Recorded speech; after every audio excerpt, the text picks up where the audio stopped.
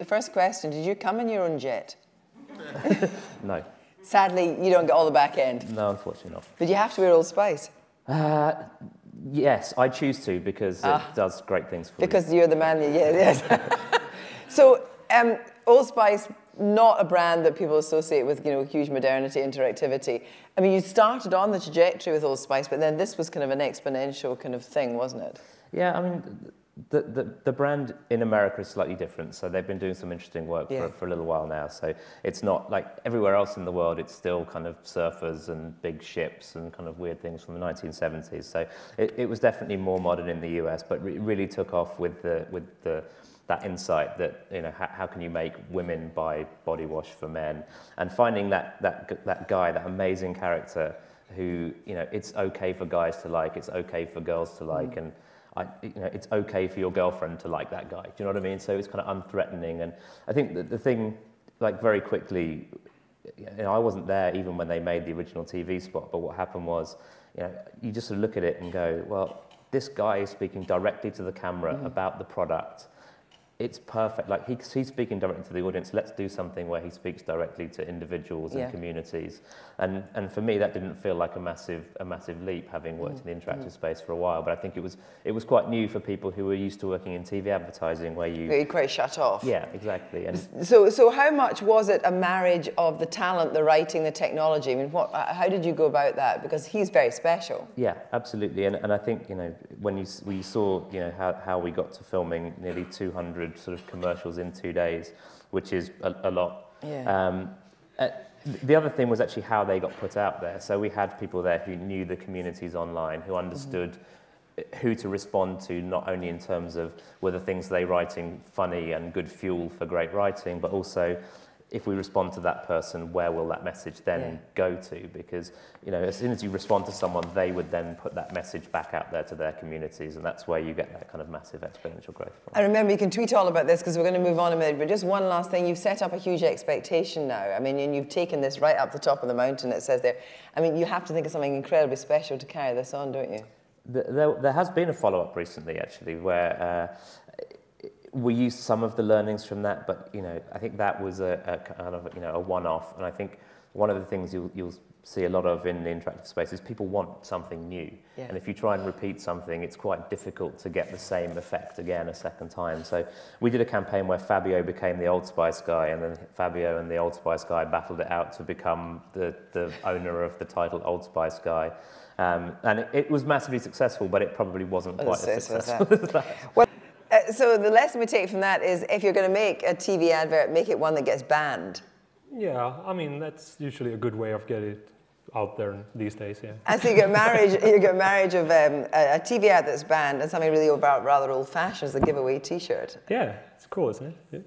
Yeah. So how did you create that whole vibe around the TV campaign that was banned, and how did you get people to go to buy into that? Well, I guess the background of all this is that Crispin Portobello has worked with the Burger King brand for quite a few years, and it's been we have a lot of viral hits, if you like, in the US. But the thing is that in the US, there has always been a core of what we call super fans, people that really, really like Burger King. And that's not the case when we try to go into new markets with the concept. So as we started to work with the UK, one of the things that we were thinking a lot about is that we don't have really the same foundation to kickstart campaigns as has been built up in the US. So one of the things we were thinking a lot about was, like, how can we start to build a community of ambassadors and people that can, you know, spread the word. King word. The king word of it. So in fact, it's quite good, because you could almost say you almost duped them, because what you've done, as you say, you've got these online, you've got these mobile billboards that are going around all the time. So they're, you know, it's huge free advertising for Burger King. Yeah, I mean, it's basically trying to find new ways of you know, moving money, you know, the budgets that maybe we can take from media and put into something else, and, you know, play around with it now when we have more complex ecosystem and touch points with because this is the whole television thing as well, the idea that the stronger idea is creating a community that then will be loyal and will tell their friends. I mean, years and years ago, it used to be things like when Blue Peter started out, it was the Blue Peter badge. You could belong to the Blue Peter club. This idea that people want to belong to something, it gives them a sort of cachet, you know, even if they're a burger. Yeah, and they invest their own creativity, even though it's fairly limited. But still, they can write their own things. Like they did with the Old Spice campaign as well. Yeah, and I think that's a key. And I also think that if you look at Old Spice, it's such a beautiful case. But to your point about this thing that it's hard to repeat a success. Yeah. That's also something that we've seen. We did a Whopper freakout in the US where we took away the Whoppers and make a documentary about how people reacted when we took away their favorite burgers. And it was also a massive viral hit. But I think that if you look at this King Tasty case study, I think it shows something about, so how are you supposed to maintain engagement when you can solely rely on the content itself. And then I believe that to maintain that, we might need to work with ideas that are more like incentives. So in a way, you could almost see it's like some kind of weird loyalty program. Yes, yeah, give away things, But each individual interaction makes new media. Yeah, exactly. Inventing media is really what it's all about. Yeah. So, where did you begin? Because Bernardo's wanted you to make a campaign. They knew it was to be an online campaign or not. I mean, what did you go to them with? Well, we were initially commissioned to create some advertising, really, to support the TV campaign. And then, if you remember it, the turnaround thing with the sequence with the girl kind of going into trouble and then coming back out again. And typically, when we get briefs like that, we're expected to sort of support the messaging and support what advertising tends to do to these massive issues, which is to try and, refine it to one point, because you can't talk about everything in 30 seconds. You can't talk about everything in a little space like that on a web page.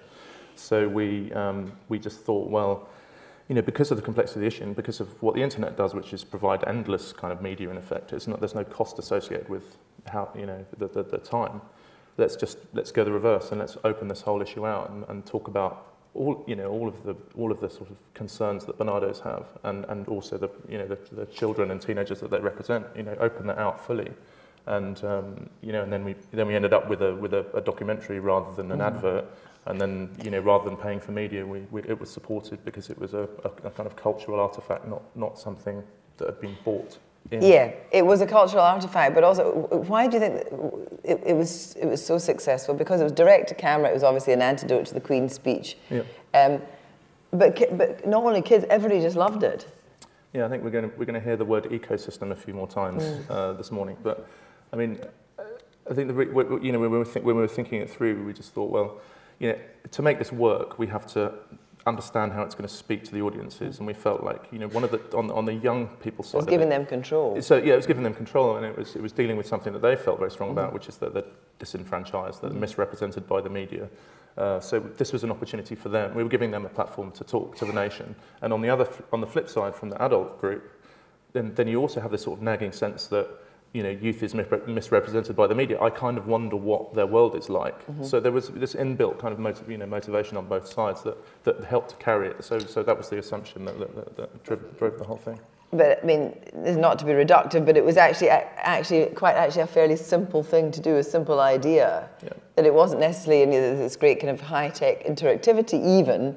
It was just something that was actually emotionally very connecting. Yeah, although I don't know if it probably wasn't that clear from the film, but the gathering process was actually reasonably complicated. We were using, Facebook, YouTube, all of these things to kind of put questions out there and then see what comes back.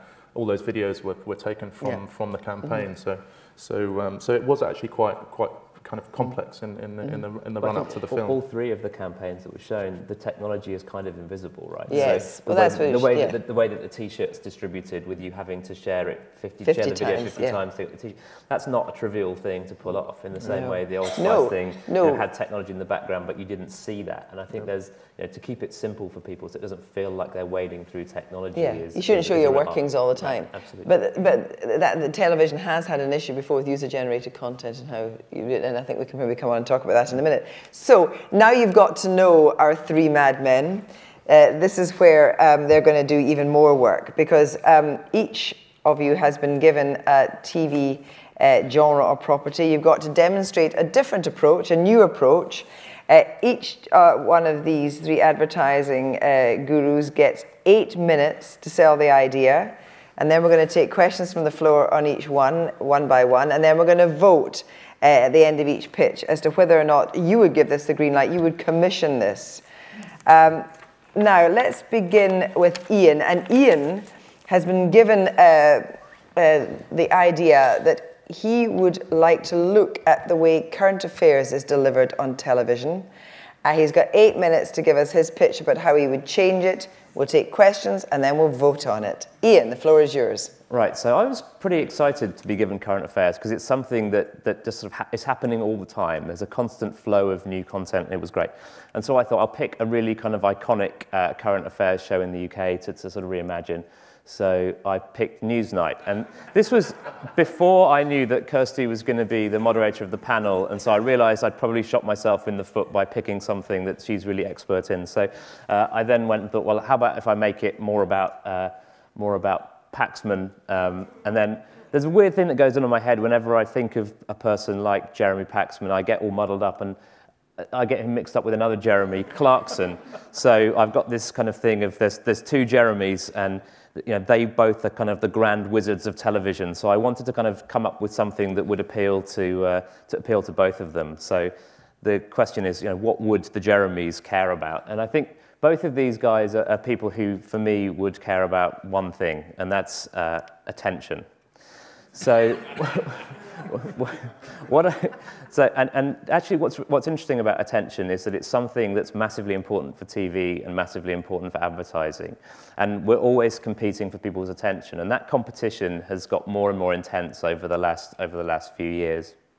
And I think advertising, the way that we think about attention, might be slightly further ahead than television, because the competitive set for people's attention and that competition is so inherent in what we do and how we're measured and how it performs that I think we're just incredibly conscious of that right now.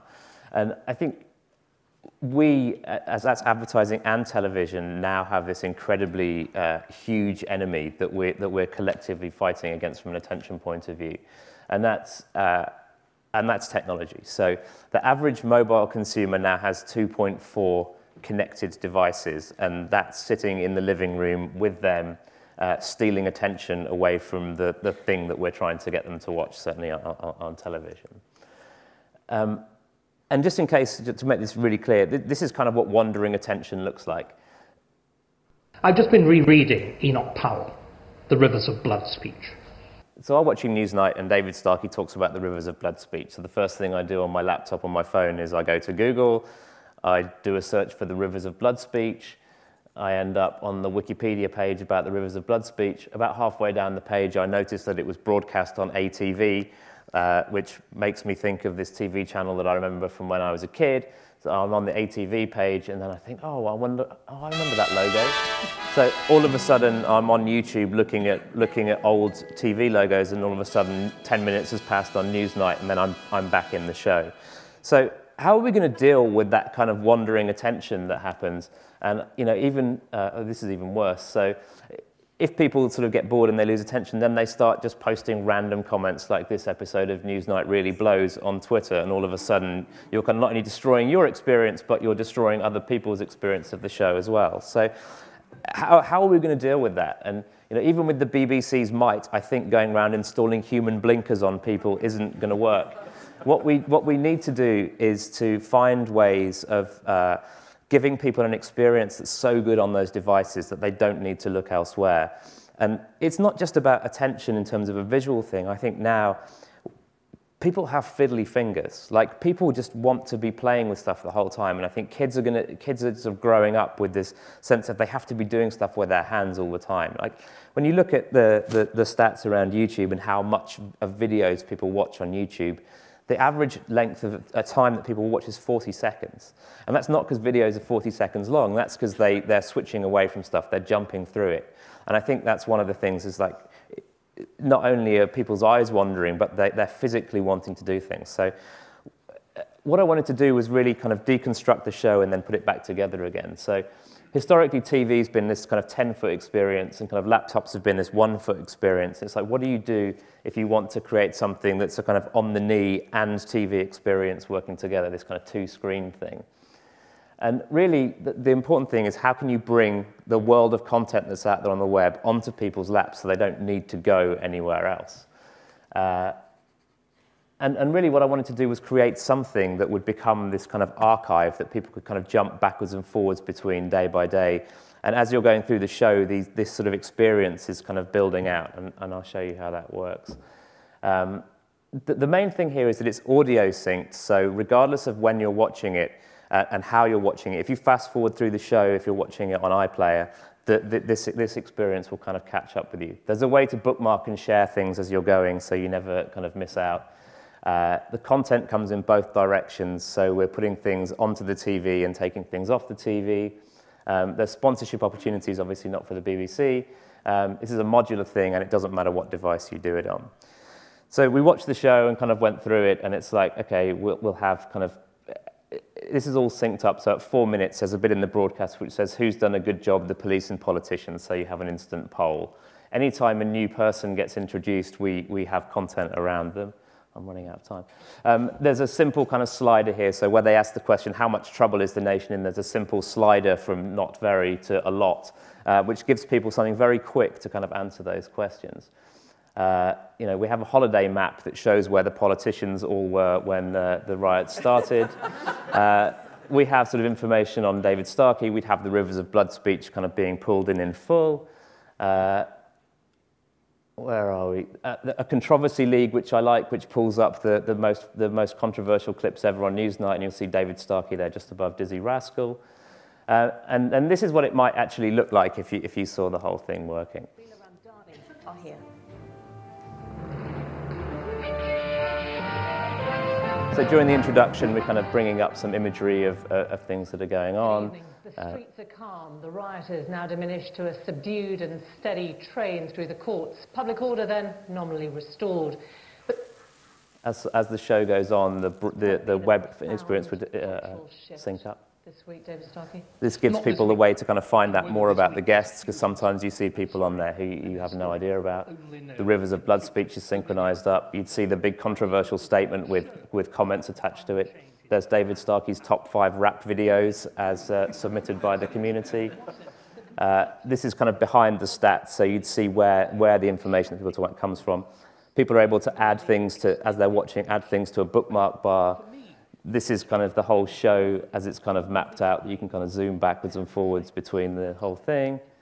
And this is my favorite bit, that if you walk away from the TV to go and do something else, what would happen is that it would lose the synchronization from the TV and actually carry on the TV broadcast in the tablet. So if you went to make a cup of tea or go to the bathroom, you're carrying the show with you along with the interactive experience. And then here's a bunch of reasons why you should greenlight this experience.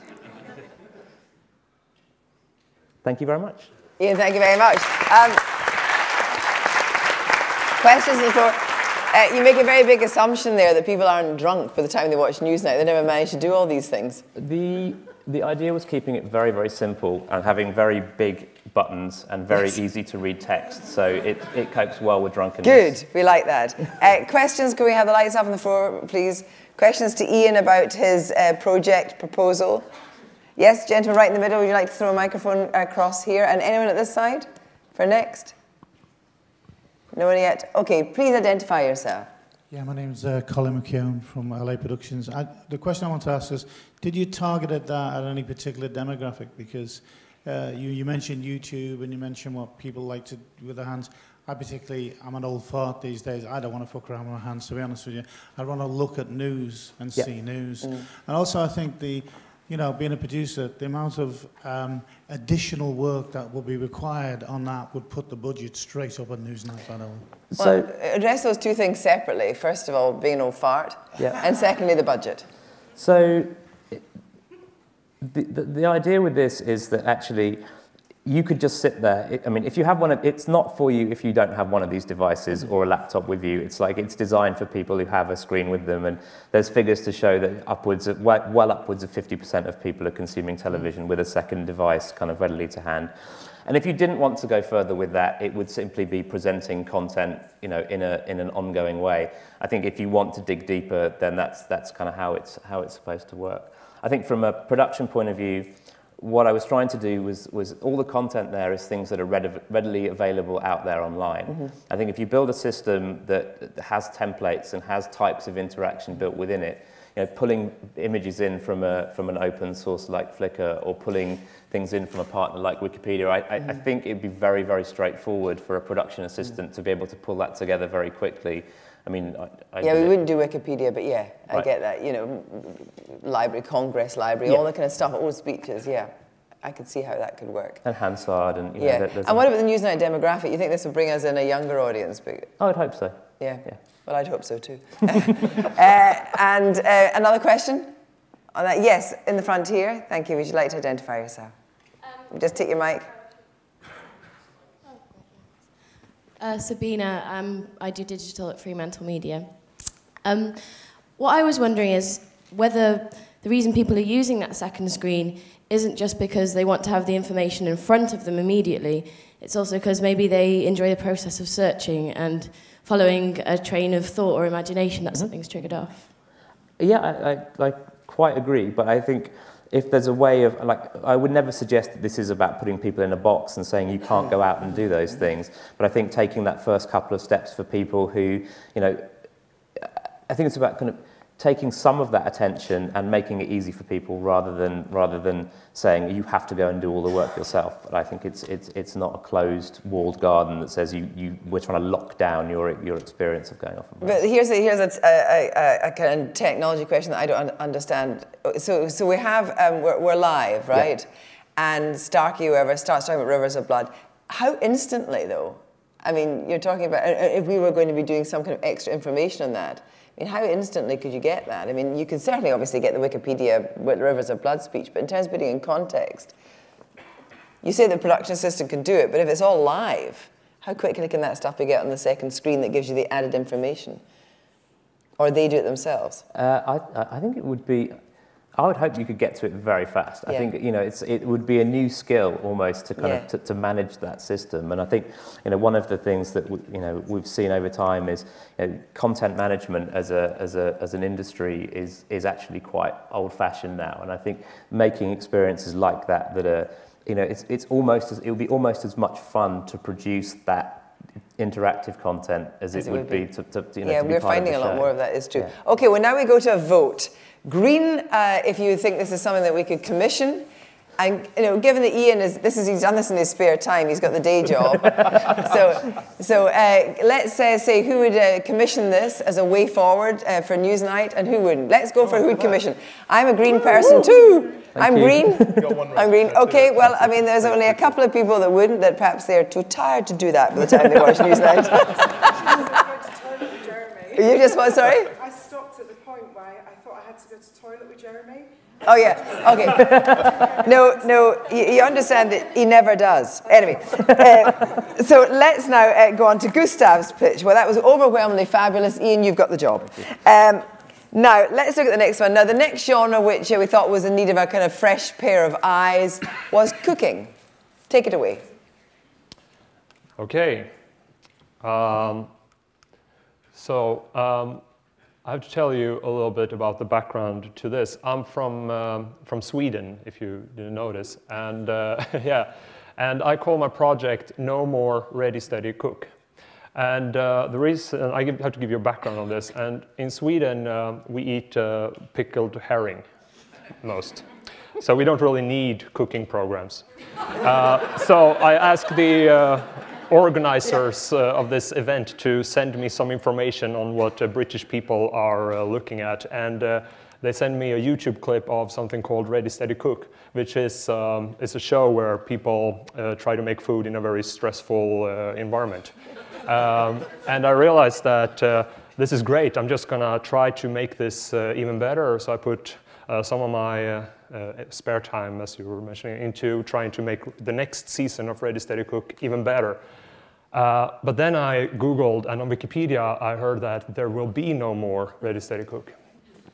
So I didn't know what to do really. So what I thought that, well, maybe there is a way to monetize on all the material, because it's been a show for quite some time, right? And there will be no more Ready Steady Cook episodes, but the good thing is that we can do something. I also Googled, and I heard that you have a saying, an idiom, called flogging a dead horse. And I thought that is something I always dreamt of going to Edinburgh and do. So let's see if we can do that. If you ask someone a question, would you like to watch an old episode of Ready Steady Cook? That's not really like an interesting proposition, right? But if you ask this question, would you like to watch a cooking program based on what's in your fridge? That's maybe more likable that they would say, oh, yes, because I'm hungry and would like to have some inspiration. And the good thing with all the devices that we're now consuming content through, they have a really neat feature. And that is that not only can we now distribute content to new devices, they can also distribute content back to the server where the content is. And that's really the big thing with the revolution we're now seeing, right? It's going both ways. So let us look at the typical construct of this program. And correct me if I'm wrong, I don't know anything about this really. It's some intro, and then here, I realize that this is very important. He shows the ingredients. The problem is, here we go, chicken. And I don't eat chicken. I want herring. So I go to my new player, I click herring, and then I found some pineapple in the fridge or some other shit, and then it's just go back. And look. Hey. Yeah, you got the idea. Now, this is really how cooking programs should work, right? So I'm proposing to you that we should make a player and we should start to buy all the old cooking programs that are out there. Ready Steady Cook is BBC, I've heard, so maybe, I don't know if they're interested in monetizing on that, but there will probably be so much hours of content out there. We would take this, and I know what you're thinking now. You're thinking, Gustav, you're really smart, because in the future, the fridge will be connected to everything in our house, and all products that we're buying will have built-in RFID chip, and they will automatically update, so you won't even need to click on the mouse. It will automatically give you the episode you need when you get home. Well, but that's a few years from now, isn't it? Because, you know, buy a new fridge and stuff. But the thing is, we can do it today. Many people having loyalty cards. So the databases are already there. We already know what people are buying. Dead silence, because this is scary, right? Yeah. They already know what we have in our fridge. So I'm thinking that we do this with Tesco, and then we will make an app with Tesco. So when you go to Tesco, you would go in there and you would just start to think of what would I like to eat. And I don't know how about you, but I always start with thinking like the main ingredient, herring. And I start with that. And then I'm thinking, so what I'm supposed to do with this? And with this mobile app, you would just scan the barcode, and in your case, you will scan a jam, I think, or marmalade, or what do you eat? And you will go from there. And then a voice in your headset would start to guide you through the store, so you pick up the right ingredients, and then when you get home, you will get the right episode accordingly to what you just bought. And since this is old stuff, old episodes, we need to, you know, get the horse alive even more. So we will add a social layer to this, commentary. So you can comment on these, and we can start to remix the ingredients and the recipes. We can say, well, why don't you change the jam to herring, and so forth. And if we feel really, you know, really good, like we really want to push our stuff into this community, why not also allow people to add content to our player through crowdsourcing? The good and the best thing about all this is we know now what's in people's fridges. And this is what made Eric, that was talking yesterday, so rich. He knows stuff. And he knows what we have, what we want. And he can monetize on that. And if we realize that people have herring in their fridge, we will then make new programs about herring, and we can export to Sweden.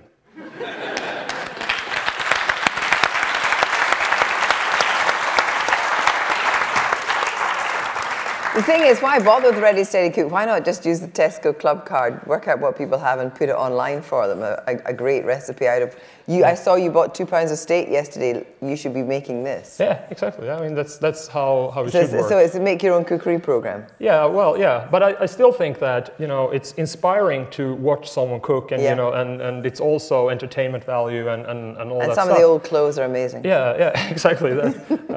Yeah, that was really weird on YouTube Live. The clothes. Weird, I know. Yeah. Audience, let's go for. We all love, or maybe we don't all love to do cooking. No, don't vote! Don't vote! Don't vote! You're so excited. Yeah, they want to export. They want to export now. Who are the herring fishers here? Let's have some questions about how you think this cookery program would work, how it would actually revive Ready Steady Cook and also encourage people to do their own cooking. Questions, please.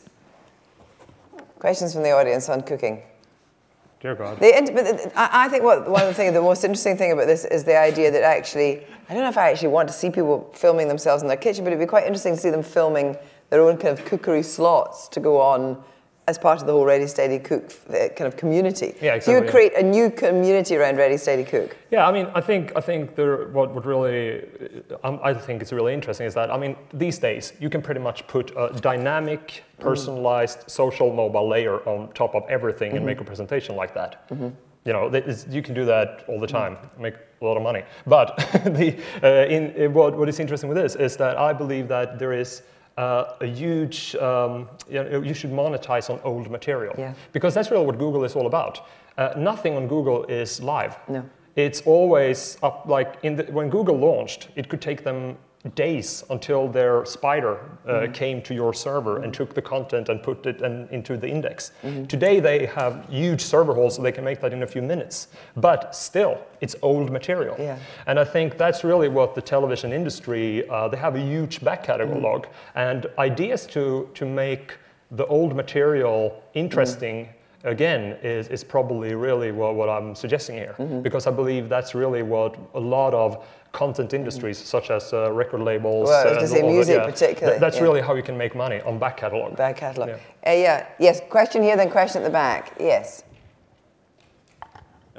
David Graham from Intentional. I think it was really fun, Gustav, but it does raise to me a point that I hadn't really thought of before, which is that if you add this metadata to a whole, seasons of a show, what an opportunity is missed because, for instance, the BBC hasn't put its whole archive up on the internet. Yeah. And had they done so, or were they to do so, and add the metadata, anyone could now go and look for the relevant edition of the show. I think you're right, and I think really, if you would like to do this now, I think you should put the content up there, and then you should put an API. Yeah. So anyone can do this, and you can let the crowd do it. Yeah. Very, very quick question from up top. We had another person with their hand up, and then we'll take a vote.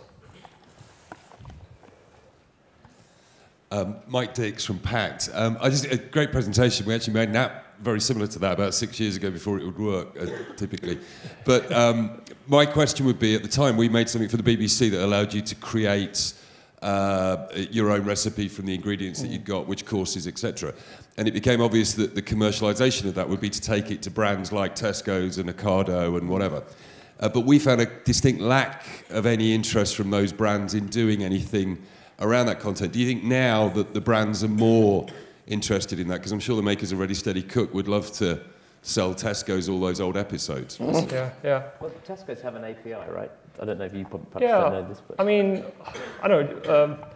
I've heard about this guy called Jamie Oliver. And he even made it to Sweden, Must like herring. Yeah, but he did an app, right? Yeah. And I actually downloaded it and was really, really good. And it was, a pretty neat way of him to take, I guess, what his content that he probably made and already got paid for in some sort, and then put it in a new format and monetize on that. So I think it's more a question on how you do it rather than if it's a good idea or not. You know, it's more like how you can take advantage of the ecosystem. But I think that the world is changing very quickly, and there are new ways of revenue streams coming in. Yeah. Great. So who would greenlight the idea of taking the back catalogue and reinvigorate it? Let's have Greens.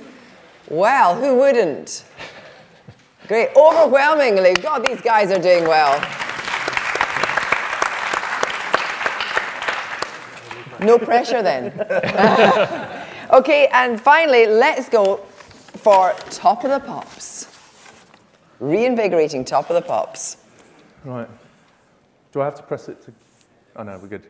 Yeah, so music, and what I didn't want to do as the digital person is to show you a bunch of fancy things. I mean, Top of the Pops is renowned for its, you know, wonderful graphics and everything, but I wanted to try and do what we do with our clients when they come to us. And zero in on the really burning issue. So, I mean, just rewinding back a few years, people had to buy their music from shops, and there were like 2 or 3 shops where they could buy their music, and they used this stuff to buy it. So, actually, even though that seems really obvious, you know, people buy stuff. When it comes to the charts, what's happening is that people are really part of a game. They're consuming something, but they're also part of this game, which is the most popular record. And by laying down their pound, they're participating. And just like sport, have you tried to watch a horse race without betting on it? It's terribly boring. Would you imagine watching this man if you hadn't, you know, spent a few quid trying to vote him off? Every week. So this, you know, I think when you think about Top of the Pops, you sort of forget all that aspect. You forget that it's really a big game. You just think it's a TV show with bands on it. On the media side, so that's the kind of the driver, the game side. On the media side, obviously, we're also in a time where you couldn't get a lot of it. There was, you know, very very finite, very small amount of shows where you could actually experience this stuff. So actually both of those, you know, both aspects are really, you know, limiting both the consumption side and the, you know, the buying side and the consumption side, the experience side. So obviously Top of the Pops was an answer to that situation. Everybody was playing the game, and everybody was watching the same screen. We were all part of, you know, it was this enormous shared moment, and that energy was captured brilliantly by the show over the years. And you know, the reason why these people managed to get away with being the kind of the biggest tools in history was because they had, you know, this attention. I mean, this attention that we're now scrabbling for, they had in spades. So they became, you know, they became gods. Okay. Even Shawadi Wadi. You just put Top of the Pops in and Shawadi Wadi just come out. What is it about that band and Top of the Pops? So synonymous. So I just put some more graphics in there because they're nice to look at. And some nice gratuitous transitions as well that seem to fit the... So obviously well, the other thing to mention, of course, is that, you know, because of that situation, it also was self-perpetuating. So you got on Top of the Pops, of course you would sell more records. And you sell more records, you get back on Top of the Pops again. Which led to things like this happening.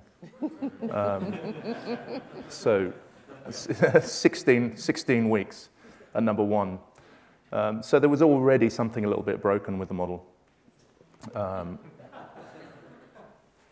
This is I did what everybody does now and told people I was writing this thing, and then somebody tweeted back and said, you know, when I worked at our price, we'd stay open late on a Thursday to catch the post Top of the Pops rush.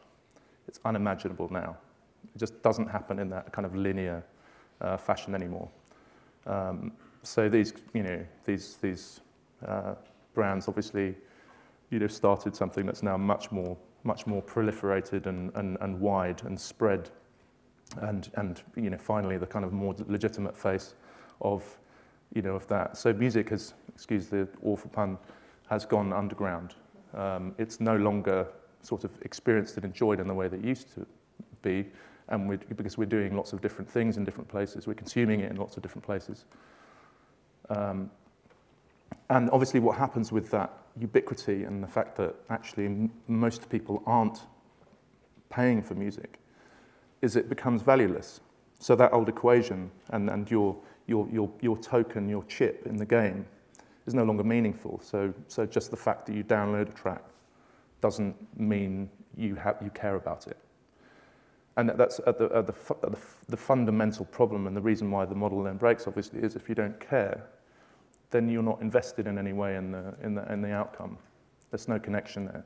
And also because there's no connection in real time, because you're not all watching the same thing, also you don't care. So that's the old model. And then it becomes a bit more like that. It just flattens completely. So, I mean, this is a bit more playful, and it's not so, I haven't refined it into a finished experience, but what this is just another opportunity to put some old pictures in. So this is the dilemma. How do we make people care again? As simple as that. And actually, I think one thing that digital does, and a lot of the changes we're seeing, what effect that has is it rewires this model a little bit, so that sometimes those systems don't work because people don't care anymore. And this is a good case. So let's make them care. Let's make music golden again. I just said that. And I think the answer is really, really simple, which is the thing that young people care most about is their profiles and identities. Actually, those are the real kind of leverage points for a lot of people. They'll download loads and loads of tracks, but they'll be incredibly careful about what they share and how they represent themselves. This is something that some people we know sold a book last year by getting people to pay with tweets, which sounds like it's a bit gimmicky, but obviously what it does is it helps promote the book, and somebody down the line might actually pay. The chances of them paying is much greater because the thing spreads much wider. So why don't we just do the same? Got a minute left. Why don't we do the same with Top of the Pops, and rather than downloads and sales, why don't we just do it by the things that people stand by? The music that they're most enthusiastic about and that they're prepared to talk about, and they're prepared to campaign through whatever means they choose, and obviously sensing that and building the charts out of that means that we're in game territory again. We're just using different drivers, because obviously by standing by these things we also become advocates. So suddenly it energizes the whole system. And then obviously back in the show, those advocates and those participants are then the funny little nodding heads in the background. I always wondered how they selected them. And obviously the king advocates, they get to present. And then just in response to yesterday, I just chucked mobile and local in. I didn't have any ideas, but I thought Eric brought them up, so I better put them in the presentation. Thank you very much indeed. Now, just to say, we started about 7 or 8 minutes late, so we're going on because the next session's not till 11, so that we can get some questions on creating some kind of new community and also creating a competition around music again at the Top of the Pops. Actually, that with using social media, you could create your own chart, and therefore the people that like it. Questions? Interrogate that as commissioners, please. Questions from the floor? How do you actually, so how would you create a buzz around an artist? You do that first on Facebook or any once the social rules media? are established, people would know what to do with it. So right. you track the Twitter stuff through hashtags, and then you might do the Facebook stuff through Connect or whatever it might be. But yeah, the mechanisms all would make it incredibly easy to people would need to identify themselves as participants. Right, and so the labels wouldn't really have very much power anymore. No. No, and that's a good thing. Yes. Ian. I have a question. You have a question. You're allowed to ask a question. How do you stop Justin Bieber from becoming the new Bryan Adams? Well, there you are. Good question. Thanks. This is about free access. Everybody gets a chance. It might be a terrible outcome. Yeah, but that's quite polarising as well, isn't it? Because it sort of enforces people who want to get Bieber off into action as well. So it's sort of inbuilt motivation for the pros and the antis. Aha, so that you actually, as soon as someone sees that Justin Bieber's getting up there, everybody else gets out to stop it. Yes. Yeah. You hope. Yes. Okay, one question over here, please. Hi, Toby Moores from Sleepy Dog. It seems to me that people used to gig to sell albums, and now they give away albums to sell gig tickets. How do you think live works with what you're talking about? We talked about the how you build a community and interest and all that kind of stuff, but live seems to be becoming more and more important. Where does that fit into your thinking? It doesn't really.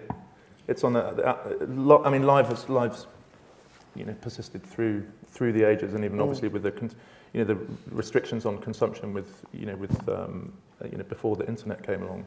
Live was still present, and obviously is the essence of an artist's work. So I think it doesn't really change that at all. But it creates this idea of a community. Everybody goes to the Justin Bieber, seeing we're with Justin at the moment, concert, and they immediately feel part of the kind of Justin Bieber thing. Yeah. But what you're saying is that would still exist, but then they would get together in so many other ways already before they get there. So they'll all be in the same T-shirts. Yeah. They'll all be doing the whole Justin Bieber thing.